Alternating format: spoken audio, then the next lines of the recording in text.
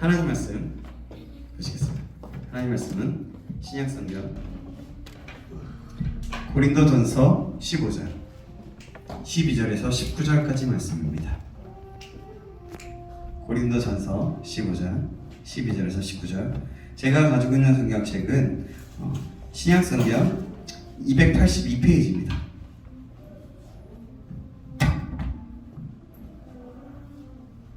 고린도전서 15장 12절에 19절.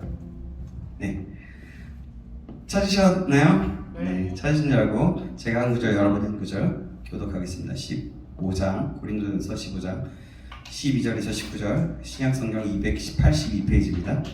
제가 읽겠습니다. 그리스도께서 죽은 자 가운데서 다시 살아나셨다 전파하였거늘 너희 중에서 어떤 사람들은 어찌하여 죽은 자 가운데서 부활이 없다 하느냐. 만일 죽은 자의 부활이 없으면 그리스도도 다시 살아나지 못하셨으리라. 그리스도께서 만일 다시 살아나지 못하셨으면 우리가 전파하는 것도 헛것이요 또 너희 믿음도 헛것이며 또 우리가 하나님의 거짓으로 발견되니 우리가 하나님이 그리스도를 다시 살리셨다고 증언하였습니다. 만일 죽은 자가 다시 살아나는 일이 없으면 하나님이 그리스도를 다시 살리지 아니하셨습니다. 만일 죽은 자가 다시 살아나는 일이 없으면 그리스도도 다시 살아나신 일이 없었을 터이요. 그리스도께서 다시 살아나신 일이 없으면 너희의 믿음도 헛되고 너희가 여전히 죄 안에 있을 것이고 또한 그리스도 안에서 잠자는 자도 망하였으리니 만일 그리스도 안에서 우리가 바라는 것이 다만 이 세상의 살 뿐이면 모든 사람 가운데 우리가 더욱 불쌍한 자이리라. 아멘. 예. 오늘은 우리가 가져야 할 부활신앙이라는 제목으로 하나님 말씀 듣겠습니다.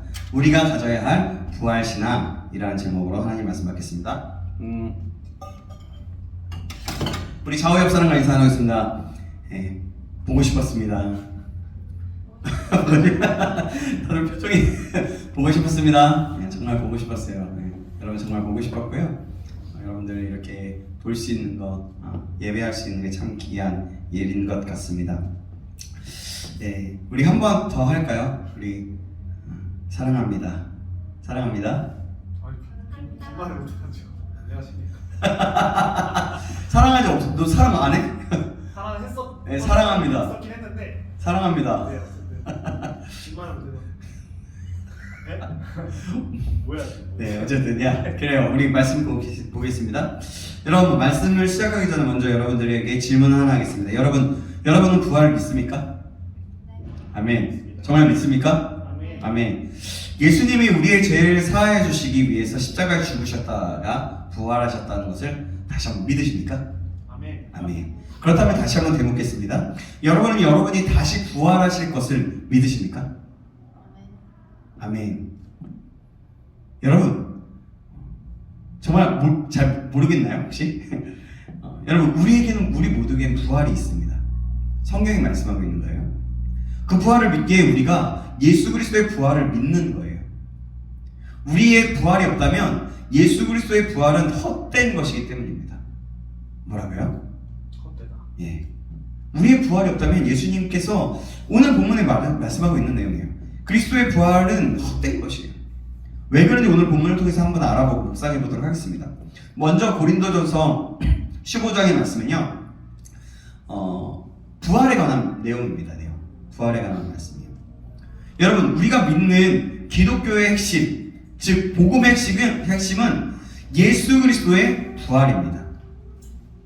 오늘 본문의 말씀은 죽은 자의 부활에 대해서 말씀하고 있고, 또 35절에서 59절의 말씀은 육신의 부활에 관한 내용을 말씀을 담고 있어요. 그래서 고린도전서 15장의 말씀은 굉장히 어떻게 보면 우리 신앙에 있어서 굉장히 중요한 부분입니다. 오늘 본문의 내용을 살펴보면서 당시 고린도 교회에는 부활을 믿지 않는 사람들이 있어서 바울이 전했던 복음의 본질을 왜곡시키려고 했음을 알 수가 있어요. 짐작해 볼 수가 있습니다.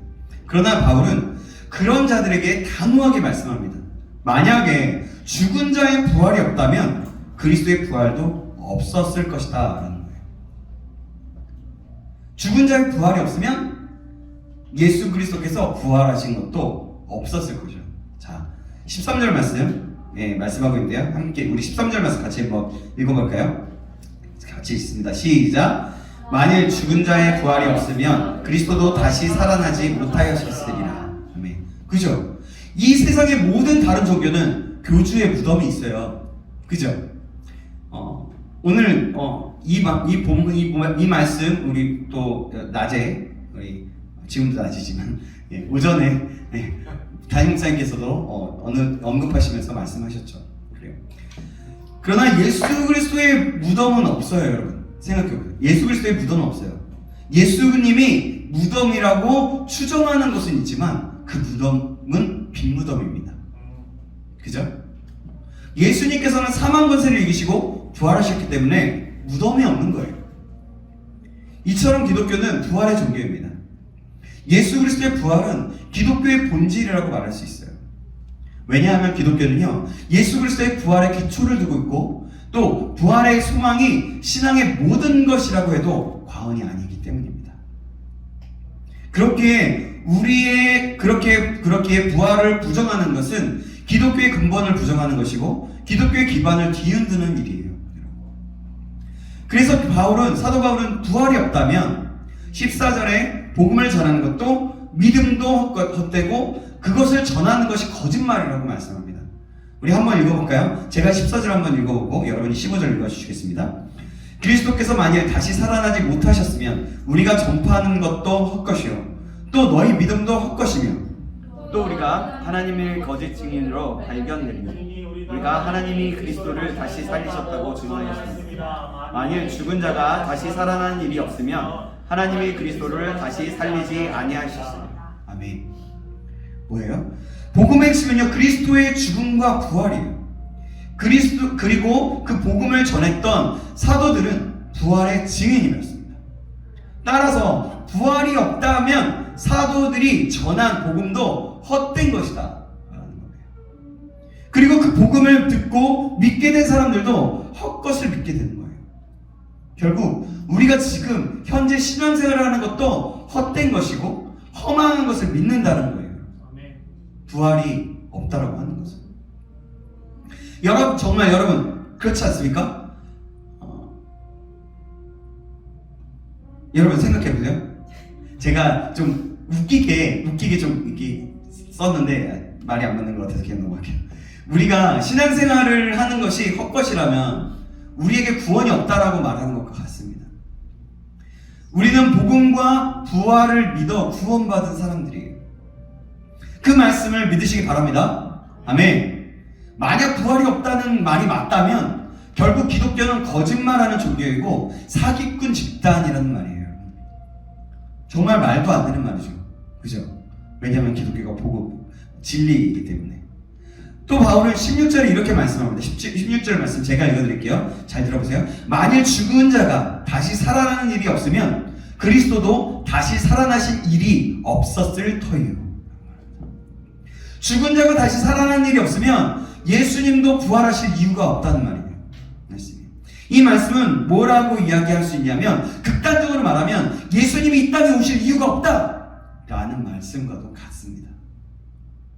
그럼 우리는 죄사함을 받을 수 없어요. 그죠? 왜냐하면 우리의 죄사함은 오직 예수 그리스도께서 십자가에서 죽으셨다가 사망 권세를 이기시고 부활하심을 통해서 가능한 것이기 때문입니다. 만약에 그 죄사함을 받기 위해서 예수님이 안 오셨다면 계속 제사를 지었겠죠. 피 비린내 나고 그 제사장들은 계속 그 일을 감당하고 그랬을 수도 있겠죠. 어쨌든 그래요. 그리고 예수 그리스도의 복음도 우리에게 전달되지 않았을 거예요. 부활하심을 통해서 우리의 제사함이 부활하심을 통해서 있지 않았다면. 왜냐하면 예수 그리스도의 복음도 우리에게 전달되지 않았다는 거예요. 왜냐하면 예수님께서 오시지 않으면서 선민 이스라엘에게만 구원이 있고 이방인에게는 구원이 있다는 사실이 전달되지 않았을 것이기 때문입니다. 사랑하는 여러분, 그래서 죽은 자의 부활은 당연히 있는 거예요. 우리는 그래서 그 부활을 믿는 거예요. 죽은 자의 부활이 없다면 우리의 부활도 없게 되는 것이고 예수님의 부활이 없게 됩니다. 그러니까 예수님이 부활하신 것은 우리도 다시 부활하는 존재이기 때문에 우리가 부활하기 때문에 예수님의 부활이 있다라는 거죠. 계속 반복돼요. 그런 일이 없겠지만 혹시 고린도 교회에서 죽은 자의 부활이 없다고 말하는 것과 같이 지금 우리 주변에 죽은 자의 부활이 없다고 말하는 사람이 혹시라도 있습니까? 여러분 주변에 혹시라도. 그렇다면 우리는 그들에게 예수님은 부활하셨다라는 사실을 전해야 하는 거예요. 잘못된 이단들도 있었죠. 이 고린도 교회는 어쨌든 부활이 없다라는 그 증거를 하는 사람들이 있었거든요. 그래서 고린도 교회에 이 말을 전파하고 있는 겁니다. 사랑하는 여러분, 올바른 믿음을 가지고 있는 우리도 다시금 우리의 신앙을 돌아봐야 하는 거예요. 우리 가운데 확실하고 올바른 부활 신앙을 가져야 된다는 거죠. 혹시라도 이 부활 신앙이 부활이 우리의 몸도 다시 부활한다는 것을 믿거나 잘 믿지 않았거나 잘 몰랐었다라면 이 시간들을 통해서 이 부활 신앙이 있기를 주님의 이름으로 축원합니다. 아멘. 아멘. 그렇다면 부활 신앙을 가진 우리는 이 세상에서 삶이 다가 아닌 삶을 살아야 됩니다. 하늘 소망을 둔 삶을 살아야 합니다. 하늘 소망을 둔 삶은 어떤 삶입니까? 세상의 것을 중심에 두지 않는 삶이에요. 이 생의 삶은 잠시뿐이라는 것을 알고 어떤 고난과 시련이 올지라도 쓰러지지 않는 삶입니다. 천국을 소망하고 하나님께 소망을 두어 하나님의 뜻을 이루며 사는 삶이에요. 하나님의 말씀을 따라 살고 하나님의 나라를 위해서 부르짖으며 하나님의 나라가 확정되는 것을 꿈꾸며 그 일에 동참하며 사는 삶인 것입니다.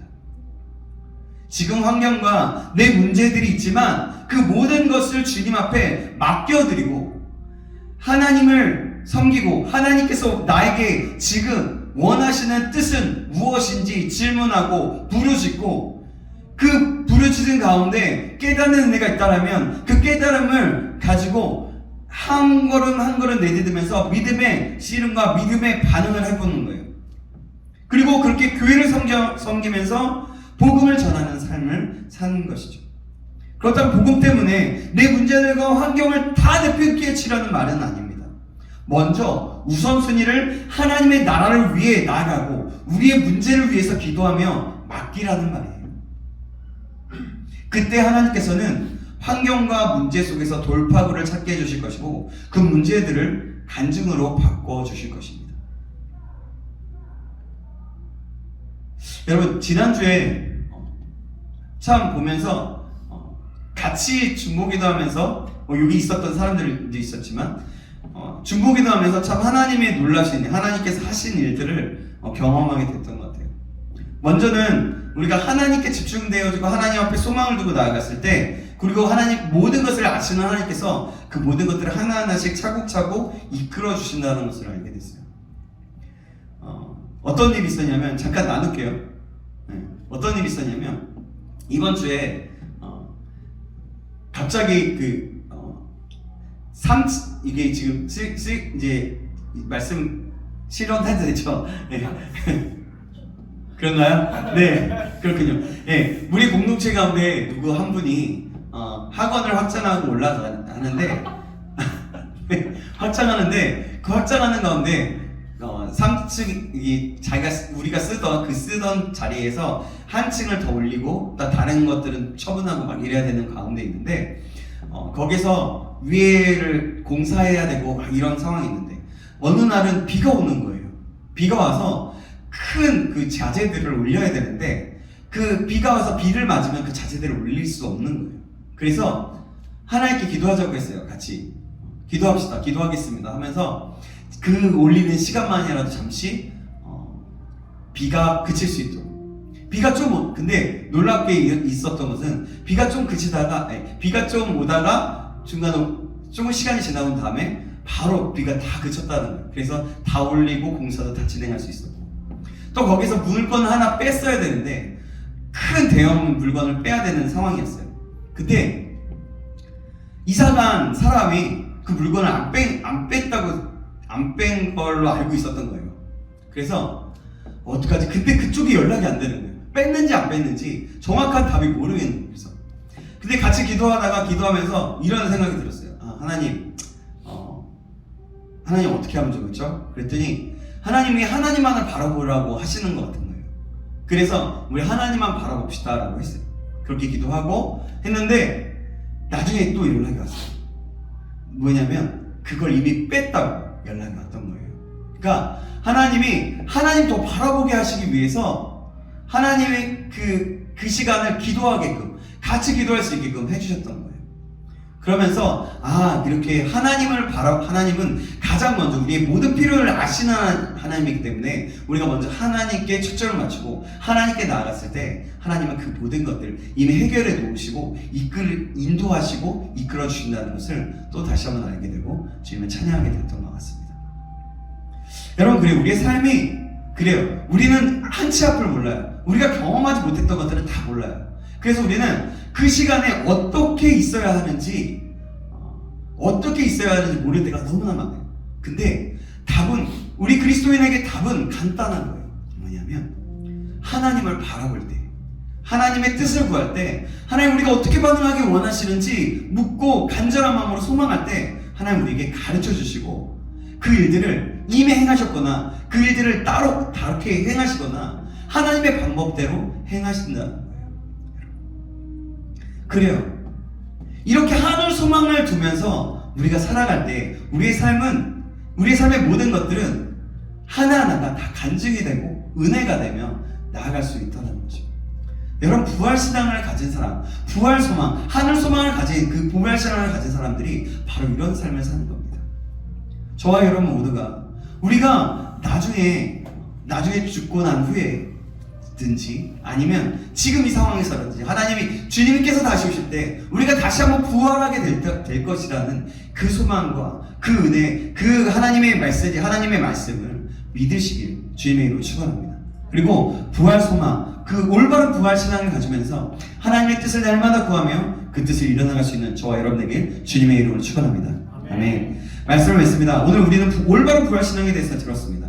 우리 올바른 부활 신앙을 가지고 하나님 앞에 부끄럽지 않게 살아가는 저와 여러분 되시길 다시 한번 주님의 이름으로 축원합니다. 아멘. 기도하겠습니다. 살아계신 하나님 아버지 감사합니다. 오늘 말씀을 통해서 깨달음을 주셔서 감사합니다. 오늘도 이 말씀을 기억함으로 올바른 부활 신앙을 가지며 살아가는 자, 그래서 하늘 소망을 두고 정말 우리의 소망이 하나님께 있음을 기억하면서 매 순간마다 하나님께 구하고 하나님께 여쭙고 하나님의 뜻을 구하며 살아갈 수 있는 자들 될 수 있도록, 그런 믿음의 사람들 될 수 있도록 인도하여 주시옵소서. 살아계신 예수 그리스도의 이름으로 기도합나이다. 아멘.